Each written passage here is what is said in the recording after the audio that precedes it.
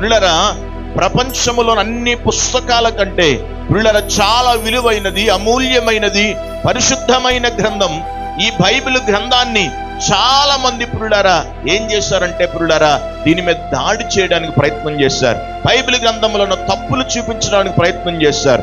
Bible గ్రంథంలో లోపాలు ఎత్తి పట్టడానికి వారు ఎంతగానో ప్రయత్నం చేశారు. కానీ ఎన్ని ప్రయత్నాలు చేసినా ఎవరు పరిశుద్ధ గ్రంథాన్ని, బైబిల్ గ్రంథాన్ని ఏ ఒక్కరు కూడా ఆ లోపమును గాని దానిలో ఉన్నటువంటి లోపాలను లోకానికి చూపించాలనుకున్న వారు ఎవ్వరు కూడా వారి పనిలో సక్సెస్ కాలేదు. దేవునికి స్తోత్రం చెప్పండి.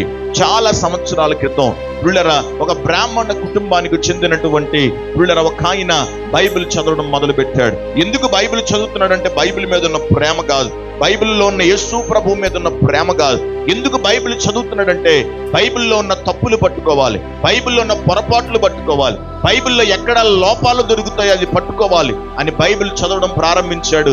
ఆయన బైబిల్ చదువుతుండగానే ఒక్కొక్క రోజు ఆయన బైబిల్ చదువుతుండగానే గమనించండి, బైబిల్ ఏం చేసిందంటే అతనిలో ఉన్న లోపాలను ఆయనకు చూపించడం ప్రారంభించింది. దేవునికి స్తోత్రం చెప్పండి. అతనిలో ఉన్న తప్పులు అతనికి చూపించడం ప్రారంభించింది. తనలో ఉన్న పాపాన్ని తనకు చూపించడం ప్రారంభించింది. చివరికి తన పాపాన్ని ఒప్పుకొని బైబిల్లో ఉన్న దేవుడు జీవం కలిగిన దేవుడని ఆయన రక్షణ పొంది మారు మనస్సు పొందాడు. దేవునికి స్తోత్రం చెప్పండి. ఆయన పేరు రాయసం రాధాకృష్ణమూర్తి గారు. అంటే అందరూ క్రైస్తవ ప్రపంచం ఆయన పిలుచుకుంటారు ఆర్ఆర్కే మూర్తి గారు. దేవునికి స్తోత్రం చెప్పండి.